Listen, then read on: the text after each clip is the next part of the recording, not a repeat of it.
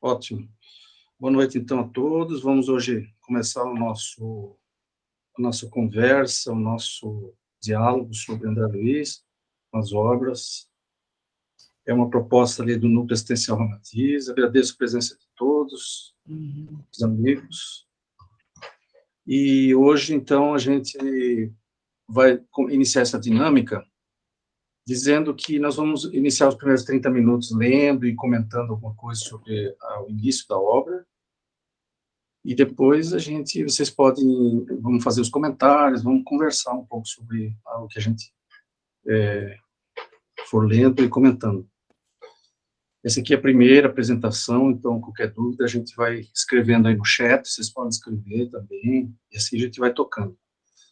Bom, essa obra Nosso Lar, ela é da década de 40, e as duas primeiras mensagens são uma espécie de preâmbulo, uma do Emmanuel e outra do André Luiz.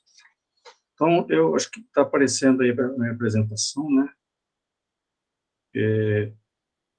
O Emmanuel, ele começa apresentando o André Luiz. Então, ele começa com essa mensagem chamada Novo Amigo, que eu vou ler aqui para vocês. Eu resolvi colocar aqui, dividir essa mensagem do André Luiz, do Emmanuel, em duas partes. Primeiro, ele vai falar sobre o anonimato, que é um assunto interessante.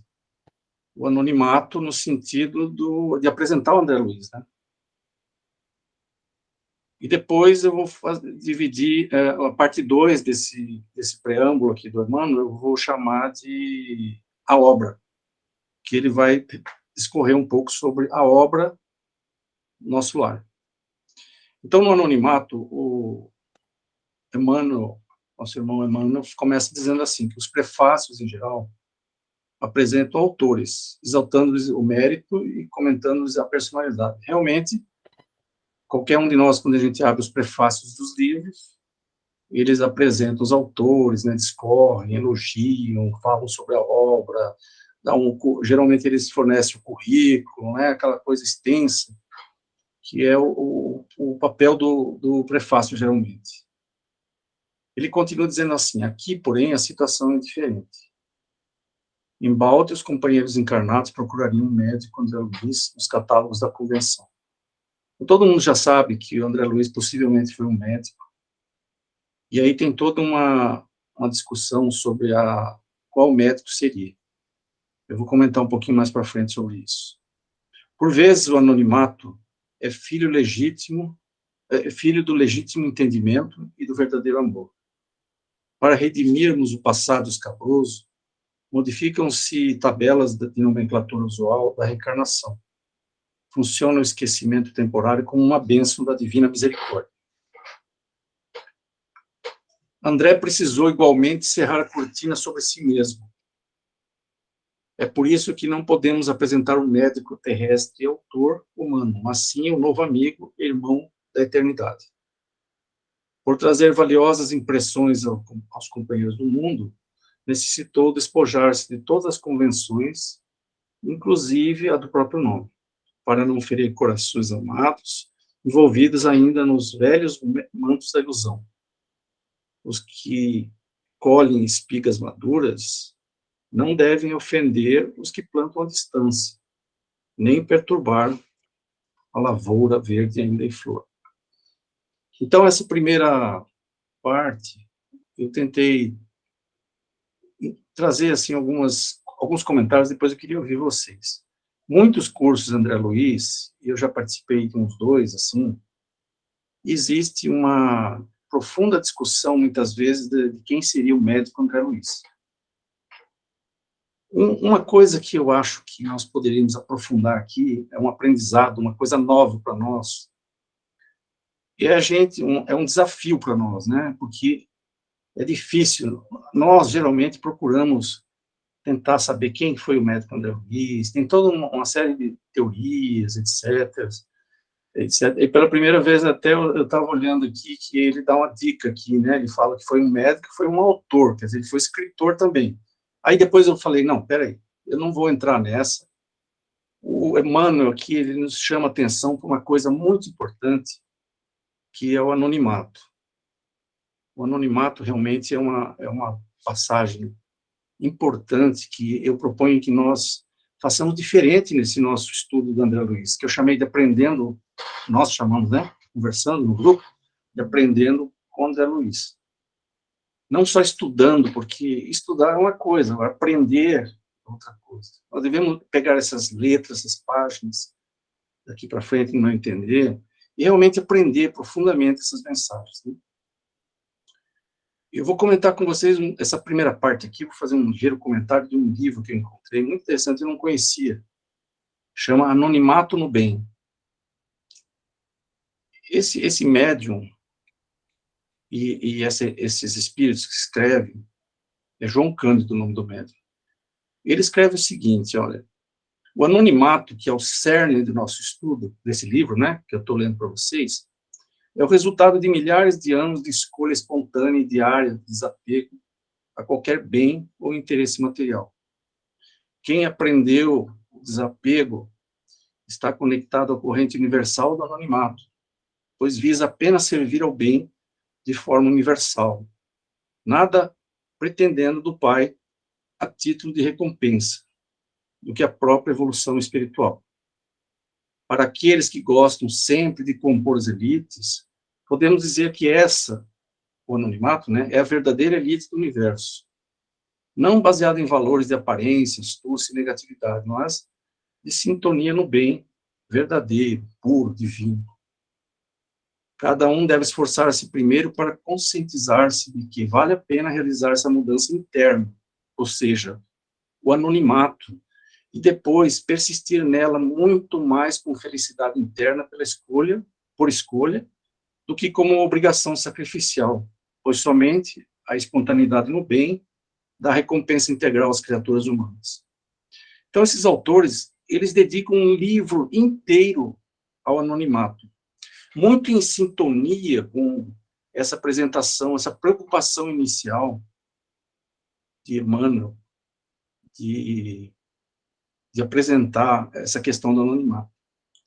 Eu já vi alguns comentários, assim, de amigos da Seara Espírita, dizendo assim, que essa questão do anonimato é porque pode trazer problemas jurídicos, como, por exemplo, no caso do irmão X, né, que foi Humberto de Campos, que trouxe uma questão legal, que isso, que aquilo, tá.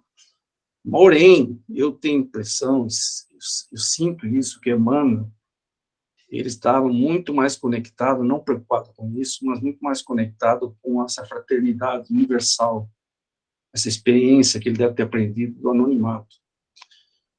Esse livro, muito interessante, inclusive ele comenta esse anonimato do André Luiz, ele chama, tem um capítulo aqui intenso, que um capítulo nesse livro, que ele fala assim, o caso André Luiz. E aí ele cita essa preocupação do Emmanuel com o anonimato.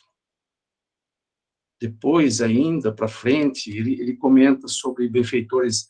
Ele comenta, por exemplo, nesse livro, que é o seguinte, quantos milhares de espíritos que vêm de outros planetas, de outras missões maravilhosas, como músicos do passado, né, como Beethoven e outros, quantos outros agora que se estão reencarnando em massa nesse período de transição, e que são totalmente anônimos, benfeitores bem intencionados que querem contribuir com o progresso da humanidade. Agora, esse livro também, sobre anonimato, ele chama atenção para o seguinte, a evidência como excepcionalidade, né?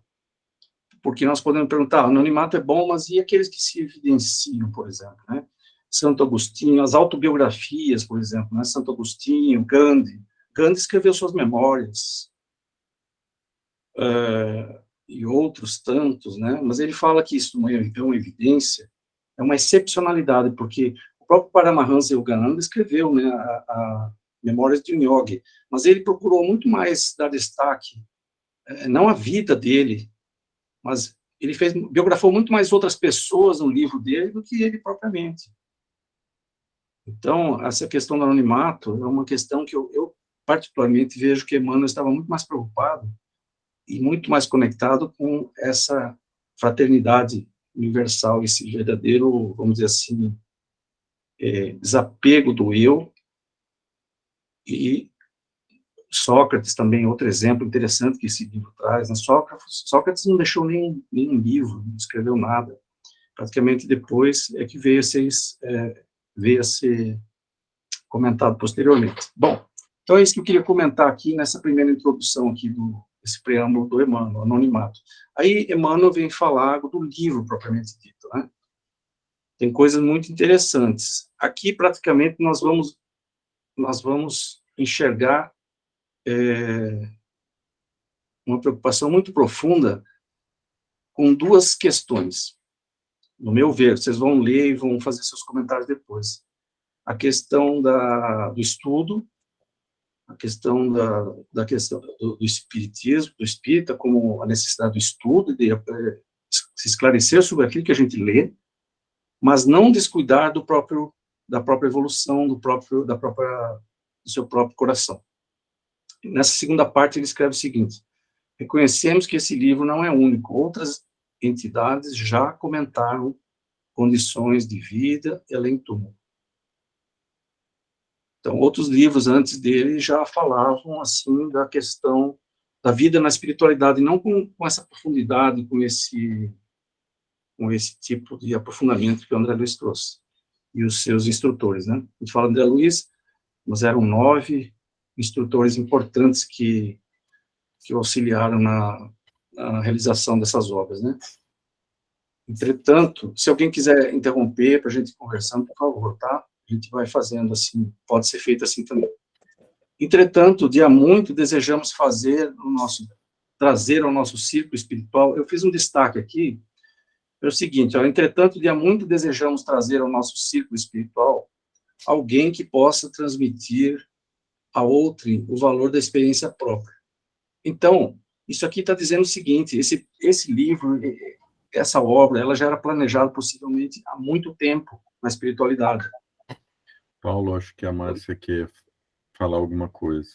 Pois não, Márcia. Oi, vocês estão me ouvindo bem? Não sei se é meu microfone.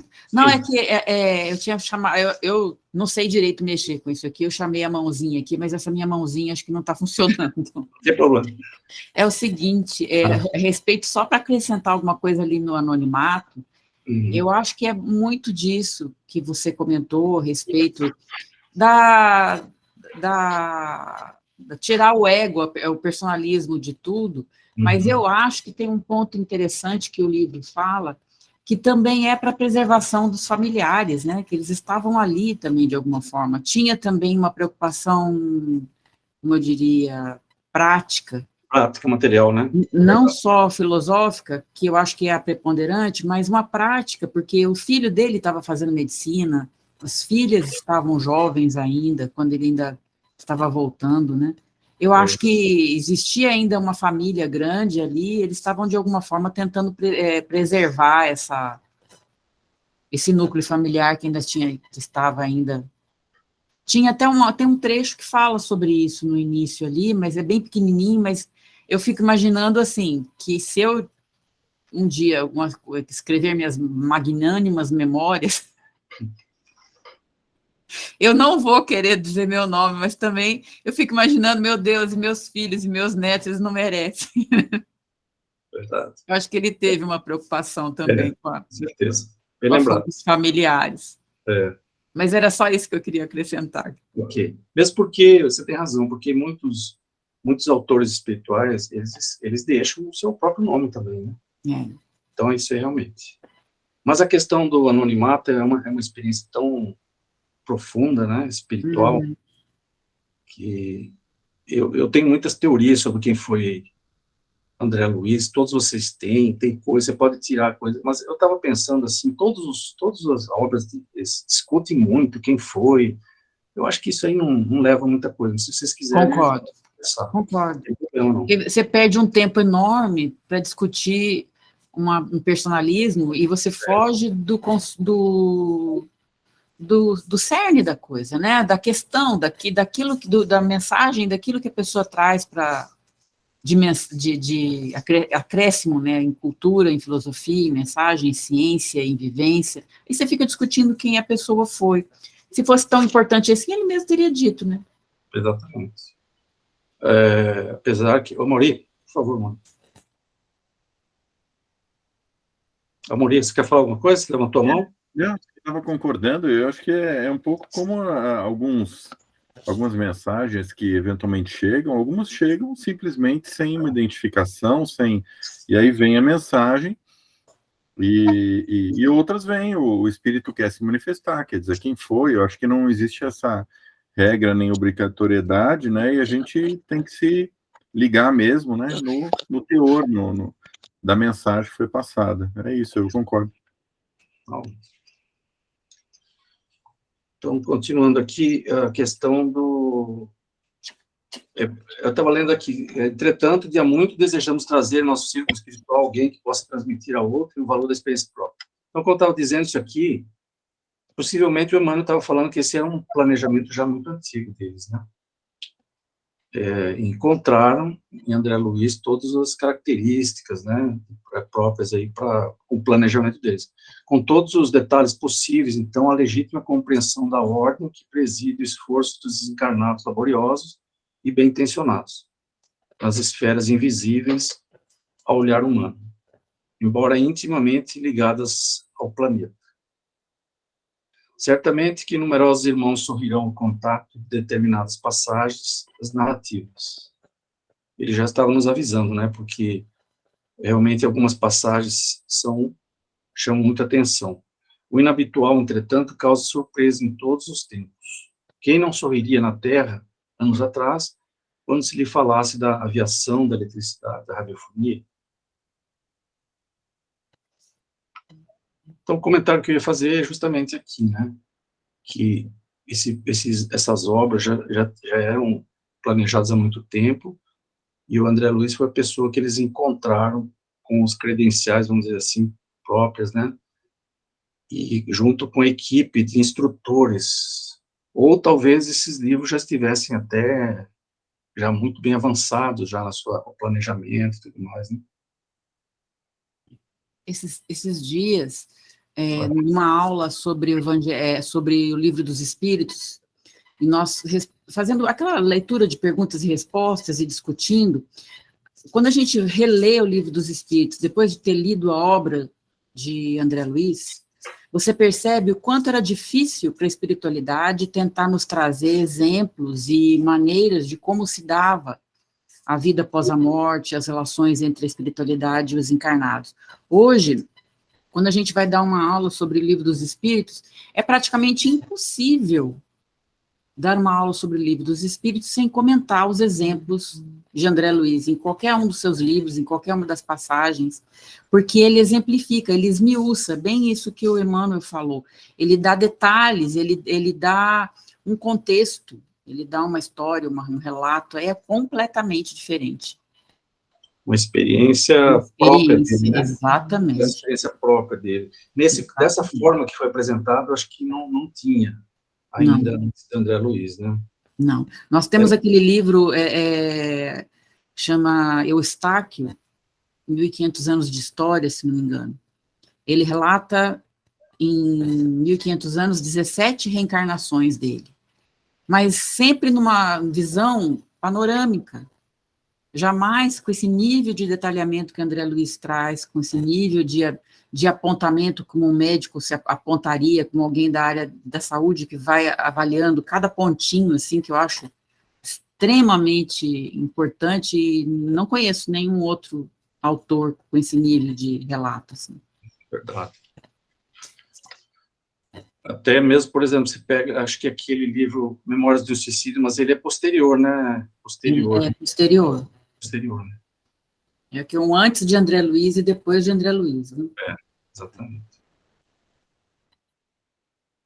Continuando, então, a surpresa, a perplexidade e a dúvida são de todos os aprendizes que ainda não passaram pela lição. É mais que natural, é justíssimo. Não comentaríamos desse modo qualquer impressão alheia. Todo leitor precisa analisar o que lê. Aqui, eu vejo que Emmanuel nos concita, nos propõe, assim, que estudemos ele mesmo, né, a obra, né, então que tem que ler e estudar mesmo, analisar o que a gente lê. Então não é, reportamos, pois, tão somente o objetivo essencial do trabalho. O espiritismo ganha expressão numérica. Milhares de criaturas interessam-se pelos seus trabalhos, modalidades, experiências. Nesse campo imenso de novidades, todavia, não deve o homem descurar de si mesmo. Agora, Emmanuel vai daqui para frente, ele vai fazer uma série de alertas sobre justamente essa possibilidade da gente... ele sabia que essas obras são um estudo muito aprofundado que ia atrair muitos estudiosos do outro plano, e que sairiam possivelmente muitos entendidos sobre essas obras, né? Muitas pessoas muito entendidas, versadas nas obras do André Luiz e tudo mais. Isso ia capacitar muita gente a palestras, discursos, ao intelectualismo, mas ele vai frisar aqui várias vezes o seguinte, que é muito importante analisar o que lê, estudar, mas que não deve o homem descurar de si mesmo, ou seja, que o mais importante ainda é desenvolver essa nossa capacidade de amar, de crescer, essa nossa outra asa aí, tão importante que é amar os seus inimigos, amar Deus sobre todas as coisas. Porque uma coisa muito importante é que nós não podemos esquecer que o conhecimento pode ser uma arma muito importante das trevas contra o bem. Porque uma pessoa que fica muito versada, com muito conhecimento em determinadas áreas, ele pode atrair muitas pessoas ao intelectualismo, a um determinado viés do caminho, e poderia até desviar o espiritismo da sua essência, que é o cristianismo redivivo, né? Então, para evitar isso, ele fica todo momento frisando isso, que nós devemos estudar, que devemos atrair prosélitos, modalidades, experiências, etc., mas não deve descurar de si mesmo. Ele fala aqui embaixo de novo, ó, não basta investigar fenômenos, aderir verbalmente, melhorar a estatística, doutrinar consciências alheias, fazer proselitismo, conquistar favores de opinião, por mais respeitável que seja no plano físico. É indispensável cogitar do conhecimento de nossos infinitos potenciais, aplicando-os por nossa vez, nos serviços do bem. Então, que o conhecimento venha, é bem-vindo, mas desenvolver, acima de tudo, a capacidade de amar. O homem terrestre não é um deserdado, é filho de Deus, em trabalho construtivo, envergando a roupagem na carne. Aluno de escola benemérita, onde precisa aprender a elevar-se.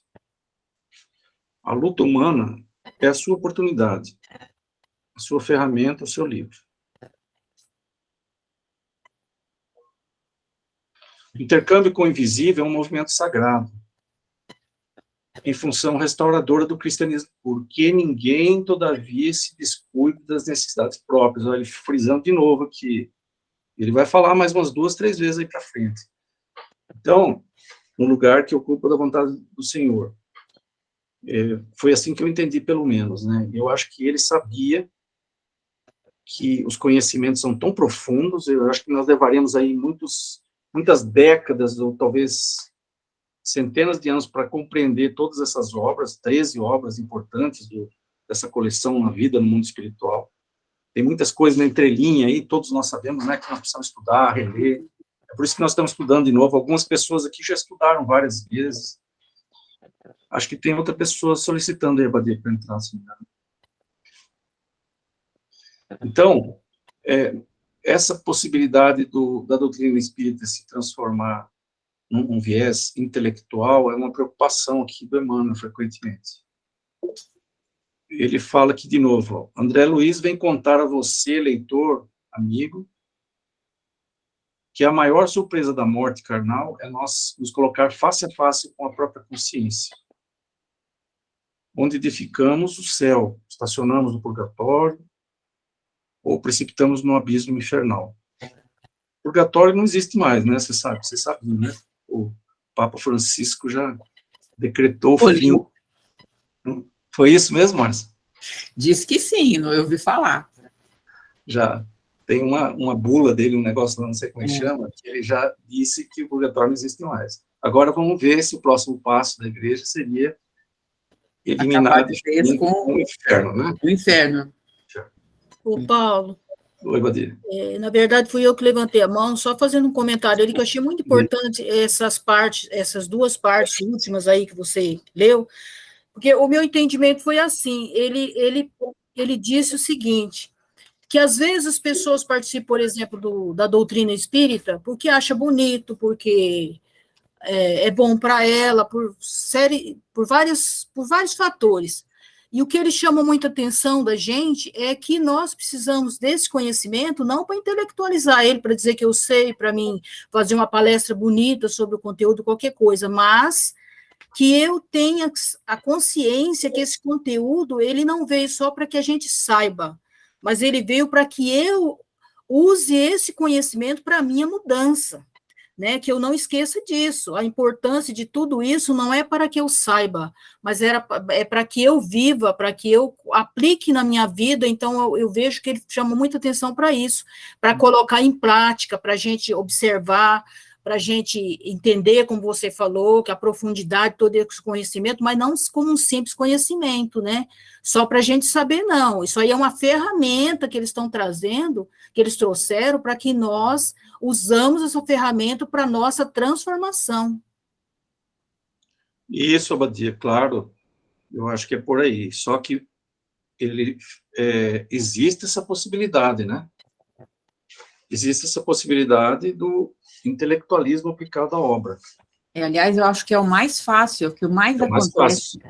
É tão simples você discorrer sobre as coisas, elucubrar sobre umas ideias, tecer comentários elegantes, bonitos. A gente conhece tantas rodas de amigos espíritas que eu falo que nunca pisaram no chão da fábrica, sabe? E que ficam apenas discutindo teorias, como um médico ou dentista que pega o livro e fica falando sobre aquele livro, mas nunca atendeu um paciente, que no caso o pior paciente somos nós mesmos, né? Eu acho que colocar na nossa vivência, como disse a Badia, esses conhecimentos é um grande desafio.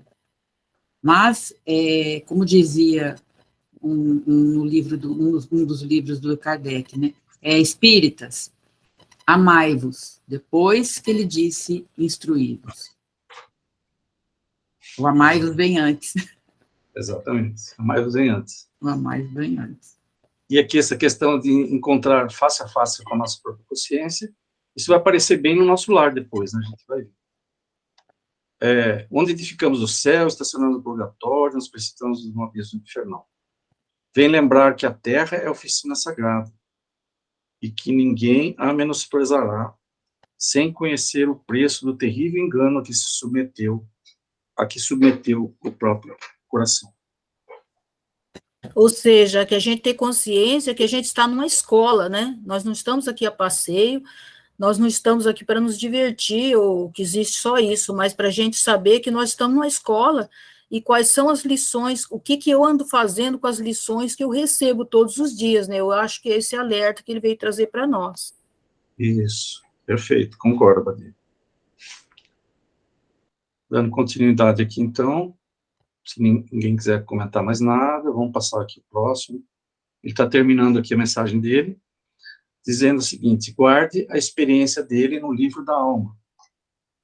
Ela diz bem alto que não basta a criatura pegar-se à existência humana, mas precisa saber aproveitá-la dignamente. Que os passos do cristão em qualquer escola religiosa devem dirigir-se verdadeiramente ao Cristo, e que, em nosso campo doutrinário, precisamos em verdade. Agora ele termina com uma frase magnífica, né? Mas precisamos do espiritismo, do espiritualismo, mas muito mais de espiritualidade. É um momento, assim, muito bacana essa frase dele aqui, porque mostra que a necessidade do espiritismo é incontestável, do espiritualismo também, mas acima, ele fecha dizendo que a espiritualidade é o mais importante, ou seja, a nossa conexão direta com Deus. Bom, aí no segundo conceito preâmbulo, bem maior, né? Ele coloca a espiritualidade acima de qualquer... e deve ser mesmo, porque o Uhum. espiritualismo, como o próprio Kardec disse, não vai ser a religião do futuro, né? A religião do futuro vai ser a verdade, e a verdade, ela se confunde com espiritualidade. Isso aqui é um período transitório, espiritismo, espiritualismo, nós trazemos esses nomes ainda, porque estamos nessa fase, né, entre a fase de provas, expiações e regeneração, mas no futuro não será essa a condição. Aí Emmanuel escreve isso, então, e o próximo preâmbulo aqui é a apresentação a mensagem do próprio André Luiz. Então ele começa falando assim: a vida não cessa, a vida é fonte eterna e a morte é jogo escuro das ilusões. Para a maioria de nós, ainda a morte é jogo escuro das ilusões, né? Mas a morte nem sempre é jogo escuro das ilusões. A morte, para muitas almas iluminadas, é um júbilo, né? Uma missão cumprida, uma coisa magnífica. Então, mas, no estágio que nós estamos, eu concordo com ele aqui. A vida é fonte eterna e a morte é jogo escuro das ilusões. As ilusões aqui podem ser também entendidas no sentido de uma transição entre um estado de matéria, que é o corpo físico, para um outro estado mais, vamos dizer assim, menos material, né? Então, isso é como se causasse uma ilusão para nós, né? Ele pode estar falando nesse sentido também. Aí ele faz um exemplo aqui, faz um paralelo com o rio, né? O grande rio tem seu trajeto antes do mar imenso. Então, o rio segue o trajeto até o mar imenso. A vida, então, copiando-lhe a expressão, a alma percorre igualmente caminhos variados e etapas diversas. Também recebe afluentes de conhecimentos, aqui e ali, avoluma-se em expressão e purifica-se em qualidade, antes de encontrar o oceano eterno da sabedoria. Cerrar os olhos carnais constitui operação demasiadamente simples.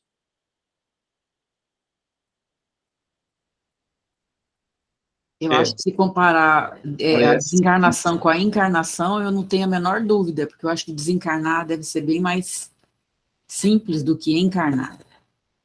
Não sei, hein? Isso vai dar uma discussão danada, hein? Nossa, eu acho que encarnar deve ser tão complexo. A encarnação também pode ser muito simples se a pessoa for muito, se o espírito for muito Ainda também simples, né? simples, assim, Neófito, né? muito elevado, né? Ele pode fazer a sua própria reencarnação, né? Ou aquele espírito encarnação. ou aquele espírito bem simples, né? Bem iniciando ainda. Exatamente. E a desencarnação pode demorar meses, anos, né? Uma situação extremamente difícil. Né? Às vezes eu imagino que você encarnar é como se jogar num abismo.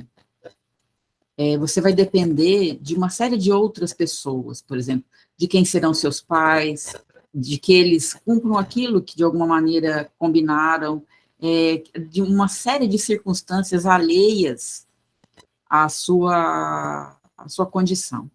Agora, desencarnar é aquilo que o André falou, você encontra consigo mesmo, então você vai estar naquela faixa vibratória que você mesmo desenvolveu, seja ela boa, ruim, mediana, o que for, mas de alguma forma você está ali com você mesmo. Agora, encarnar é uma coisa, eu acho, muito mais difícil, que envolve uma rede de planejamentos, de organização que nem sempre dá certo, não depende da gente. Verdade. Enfim, é sobre esse aspecto que eu imagino, sabe? Entendi. Mas a desencarnação, só contrapondo um pouquinho, tá? Pra gente Não, por favor. A desencarnação também envolve uma rede, né? Alguns casos de desencarnação é necessário todo um planejamento de meses antes, né? Até a pessoa passa por uma doença prolongada, então eles são preparados, às vezes, muito tempo, é planejado o momento, como vai ser o desligamento, até esse corte do o fio de prata, tudo isso envolve toda uma operação magnética também, né? Que eu acho que você tem razão, a encarnação tem um planejamento e tudo mais, mas a desencarnação... Uma questão que surge é a seguinte, por exemplo, quando a pessoa está lá no umbral, como André Luiz, como ele fala, totalmente ligado ainda ao corpo, a sensação, ele sentia frio, ele sentia tudo aquilo, a gente não pode considerar ainda como se ele tivesse ainda totalmente ligado ainda à encarnação dele ainda. Tá, ele estava desencarnado, mas ele estava com as mesmas sensações. Então, ainda não era uma operação, vamos dizer assim, desencarnação lenta, ainda com processo. Então, tudo isso é assim, pode ser. Não é simplesmente a saída do corpo. E também ali ele estava, na verdade, numa solidão, né? Aqui, por mais que não sabe quem vai ser teu pai e tua mãe, mas geralmente você tem alguém do seu lado ali, né? Aconchegando você de alguma forma. E também, muitas vezes, você, na hora de desencarnação, você passa por um processo de doença, né? De a fragilidade do corpo, que você não comanda mais, né? Eu acho que as duas, não sei qual que seria mais difícil. Por é saber, né? Esse capo do boi, a vaca pega. Eu acho que as duas, né, são necessárias, e independente disso, né, mas eu acho que nenhuma é mais fácil do que a outra, mas quando você está nascendo, pelo menos você está sendo cuidado por alguém, mas você é frágil de uma outra forma. E aí, quando você está próximo de ir embora, a sua fragilidade é diferente, porque você já foi um adulto, você já comandou a sua vida, e de repente você está na mão de alguém, na maioria das vezes, né, e nem sempre isso deve ser fácil, não. Uma coisa é fato. Nenhuma encarnação e nenhuma desencarnação é igual a outra. A Mauri está querendo falar. Sim, Mauri. Eu ia falar isso. Eu também fiquei na dúvida. Acho que todos vocês têm razão. E por isso eu fiquei na dúvida também qual que era mais difícil, encarnar ou desencarnar. Eu fiquei imaginando, a desencarnação, por exemplo, está relacionado à idade evolutiva do espírito. Se o espírito tem um esclarecimento, é uma coisa muito mais tranquila e muito mais desprendida do que um sujeito que está num nível evolutivo vibracional mais baixo e está apegado à matéria do lado lá do caixãozinho dele anos a fio, né? Mas eu fiquei imaginando para encarnar. Puxa, será que a idade evolutiva tem a ver com a facilidade de encarnar ou desencarnar? Eu imagino que para Jesus ter encarnado deve ter sido difícil. Um horror. Deve ter sido dificílimo. O Décio brinca muito e diz que é colocar um pé 40 num sapato 20, né? Assim, então, eu não sei, assim, qual que seria o grau de dificuldade que ele teve, mesmo sendo Cristo, né? Mas, assim, talvez tenha sido difícil também, né? Encarnar, né? Com certeza, com certeza. Bem lembrado, Maurício. Aí ele continua. Então, a gente falou aqui sobre a operação e tal. Permutar a roupagem física não decide o problema fundamental da iluminação. Isso aqui me lembra muito Paramahansa Yogananda, né? A questão, ou seja, reencarnar, trocar a roupa física não decide o problema fundamental da iluminação. Como a troca de vestidos, nada tem a ver com as soluções profundas do destino do ser. Caminhos das almas, misteriosos caminhos do coração. É mistério percorrer-vos antes de tentar a suprema equação da vida eterna. É indispensável viver o nosso drama, conhecer-vos detalhes a detalhe, no longo processo de aperfeiçoamento espiritual. Seria extremamente infantil a crença de que o simples baixar do pano resolvesse transcendentes questões do infinito. Aí ele faz assim algumas comparações, né? Eu escrevi alguma coisinha do lado, nem sempre está certo aqui, né? Mas é só para dar a gente fazer uma conexão. Ele escreve assim: uma existência é um ato. Eu pensei logo em personalidade transitória, né? Em cada existência nós assumimos uma determinada personalidade transitória. Né? É um ato, então ele está dizendo aqui como se fosse um teatro, uma forma de a gente se manifestar, está me fugindo a palavra, Vem a persona, né? Persona, né? Um corpo, uma veste. Então, me lembrou logo a transitoriedade da veste, né? A transitoriedade do corpo. nosso. São apenas aí um tempo muito pequeno, né? Um século, um dia, né? Para nos lembrar a relatividade do tempo. Até, segundo informações, né, que a gente conversa com os amigos, etc., a questão do tempo é diferente nessas diferentes dimensões, né? Então, existe uma relatividade do tempo aí nessa questão. Um serviço, uma experiência, ou seja, a nossa ascensão. Um triunfo, uma aquisição, nossa evolução também. Uma morte, um sopro renovador. Seriam novos caminhos para nós, né? Quantas existências, quantos corpos, quantos séculos, quantos serviços, quantos triunfos, quantas mortes seriam necessários? É uma boa pergunta, né? Frequentemente nos perguntam, quantas reencarnações você acha que você ainda tem, Amorim? Eu espero que bastante, mas eu acredito que bastante. Ainda tem muita coisa, né, Paulo? Eu não tenho ideia em número, não faço a menor ideia. Mas a entender dos passos que a gente dá no dia a dia, que são bem vagarosos, né, no sentido de Jesus, eu tenho uma bela jornada pela frente. Olha, eu vou apresentar para vocês um cálculo que eu fiz, não foi hoje nem ontem, estudando, já faz uns 6 meses, um ano já, eu estava lendo um artigo sobre oxigênio aqui na Terra, a evolução do oxigênio. E os ambientalistas, os químicos, os estudiosos, que eles têm um perfil, né, de cálculo para isso aí. Eles calculam que o oxigênio na Terra, agora o oxigênio está tendendo a cair novamente. Ele já teve um boom e tal, teve uma fase na evolução que não tinha oxigênio, depois vieram as algas, aí começou a chamada explosão do oxigênio e tal, e agora está tendendo a decair. Com essa queda que está caindo agora, essa queda bem lenta, já não é mais 21%, como a gente aprendeu, né, na escola. Está caindo bem lentamente, eles fizeram uma projeção que o oxigênio vai acabar vai ficar não acabar, mas vai ficar num nível assim, que nenhum ser humano vai sobreviver daqui 3.000 anos, 3.500 anos. 3.500 anos, Amorim. Eu fiz o seguinte cálculo, se uma reencarnação, uma vida nossa, se você levar, vamos dizer assim, se você viver 70 anos, mais 30 anos do plano espiritual, que é uma média, dá 100 anos, nós temos mais 35 encarnações no máximo aqui na Terra, no máximo, essas coisas não mudarem. Então, eu só sei isso, que possivelmente nós não vamos passar de 35 reencarnações aqui na Terra, porque vai ficar irrespirável o nosso mundo. Fiquemos espertos. Então, espero que não precise mais de 35. Se eu precisar mais de 35, eu vou ter que ir para um outro planeta mais inferior. Acho que vai depender também da nossa evolução e da necessidade que a gente vai ter de ter a densidade que nós vamos precisar de corpo físico. Isso, também vai depender disso. Verdade, verdade. Roda de Sansada, né? Então, mais que 35 a gente não tem, pessoal. Bom, aqui diz o seguinte também, o letrado em filosofia, é muito bacana essa frase dele, o letrado em filosofia religiosa fala em deliberações finais e posições definitivas, né?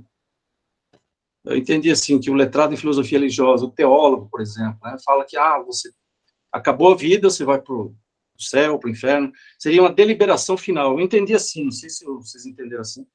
E posições definitivas, ou seja, você vai ter uma posição definitiva, não sei se é isso. Aí ele exclama, né? Relacionado aos dogmas, eu aceitei, então eu já estou salvo, talvez em relação a isso. Uma deliberação final, né? Já estou salvo, quer dizer, acabou, né? Está salvo, então. É isso mesmo. Por toda parte, os cultos em doutrina e os analfabetos do espírito. Exatamente. Ele consegue sintetizar sensacionalmente falando, exatamente isso. Então, mas ele vem... analfabetos de espírito. Então, eles estão muito afinados aqui, o Emmanuel e o André Luiz sempre falando, né? Estudem, mas amem primeiro. Não sejam analfabetos do espírito. É preciso muito esforço do homem para ingressar na academia do Evangelho do Cristo.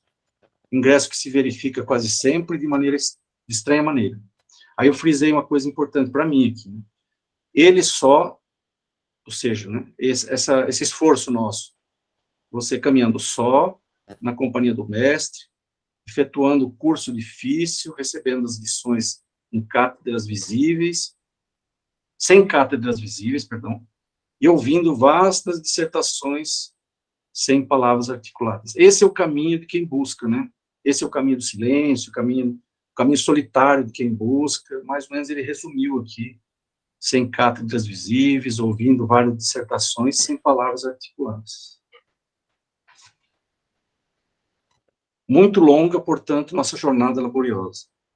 Nosso esforço pobre quer traduzir apenas uma ideia dessa verdade fundamental.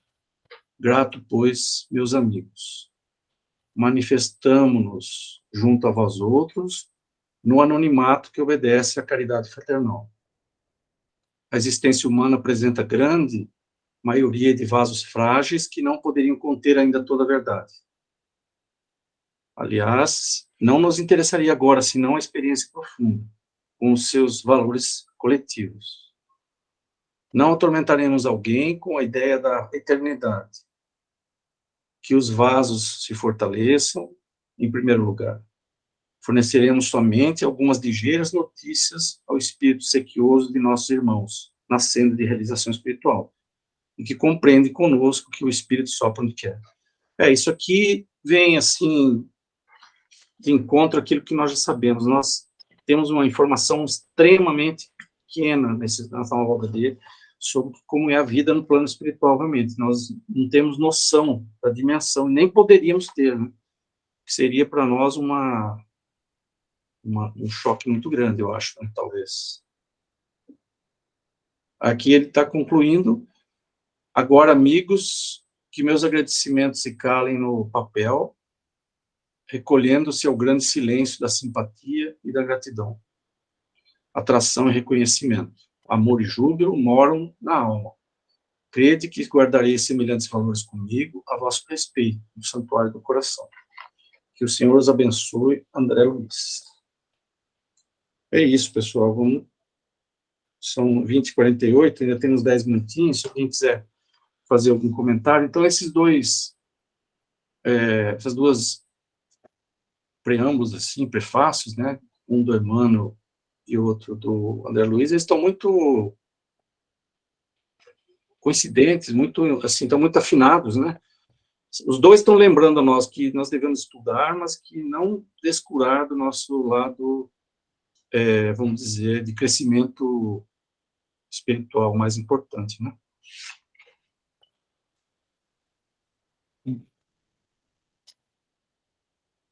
Paulo. Oi. Só completando um pouquinho aqui, eu acho que o que mais marca nisso tudo é essa não descuide das necessidades próprias, quer dizer, como ele está nesse slide que você fez aí. É aqui, ó, está aqui. Exatamente. Essas necessidades próprias, né? As necessidades de reformulação que a gente tem conosco mesmo, né? Porque a gente já traz um histórico. Nós fomos antes católicos, provavelmente, já temos um histórico religioso mesmo, de religião muito parecido nesses últimos 2000 anos aí. E como é fácil você resvalar naquela religiosidade antiga, onde você só ia numa igreja, num culto, achava que aquilo estava circunscrito àquele ambiente, e saía fora daquele ambiente, não conseguia introduzir no seu dia a dia aquilo que você tinha aprendido e não cuidava das suas necessidades próprias, que é tão fácil só falar e é tão difícil viver aquilo, né? Eu acho que é o mais fácil, que ainda continua acontecendo. Esses vícios da religião, que é você apenas falar, apenas ler, apenas estudar, e não achar uma maneira de colocar no seu dia a dia aquele teu conhecimento, de encaixar. Acho que é algo à parte. Verdade. Eu vejo que a gente fala, né, dos conhecimentos que nós tivemos no passado, mas nós ainda estamos tentando, né, vivenciar tudo isso agora ainda, com todo esse conhecimento, esse esclarecimento, né? E no passado, nós não tínhamos esse esclarecimento. Então, se hoje, nós, com esse esclarecimento todo que a espiritualidade nos traz, nós temos N dificuldades, né, de mudança, imagine naquela época, como que Exatamente. Exatamente. E às vezes eu penso assim, às vezes nós achamos que nós estamos, né, tão esclarecidos e de repente quando a gente voltar para o plano espiritual, a gente vai perceber que nós não estávamos tão esclarecidos assim como nós pensávamos, né? Também tem isso. Consciencialmente falando, né? Verdade. E é interessante essa parte que ele fala, né? Nós precisamos do espiritismo, espiritualismo, muito mais de espiritualidade. Temos que lembrar frequentemente isso, né? Não desapegarmos muito a certos rótulos, né, a certos, que essa casa aqui é espiritualista, essa casa aqui é espírita, essa casa é espírita e espiritualismo. São rótulos que frequentemente nós vemos, né? É o carimbo, né, que a gente precisa carimbar, colocar nas caixinhas ali. Devemos deixar totalmente isso aí, porque realmente isso não traz nada, e a espiritualidade que é o foco, né? Deve ser o foco. Eu entendi também, Paulo, que a caridade tem um papel importante nisso, que é aquela coisa do mão na massa, vamos trabalhar e vamos fazer, né? Às vezes, esquece aquela coisa cerebral e toda voltada, toda bonitinha e rebordosa, e vamos focar no que precisa ser feito mesmo, no exemplo, né? Seguir de fato o exemplo, né, do Cristo e fazer aquilo que foi proposto, né? Arregaçar as mangas mesmo e fazer o bem e buscar auxiliar o próximo, né? Que é a maneira que a gente vai se ligar a Deus, não tem outra, é a maneira que a gente vai acessar, né, as nossas, nosso interior e vai desenvolver o nosso, e buscando o outro, né? Ajudando o outro, indo atrás. Tá? Eu vi em vários pontos da leitura essa caridade como um instrumento. Né? É verdade, ele está lembrando a gente, né, alguns passos que eu marquei, inclusive, aqui. Conhecimentos do infinito, mas manter os serviços no bem, ó, ele fala. Depois ele fala, o homem não deve descurar de si mesmo.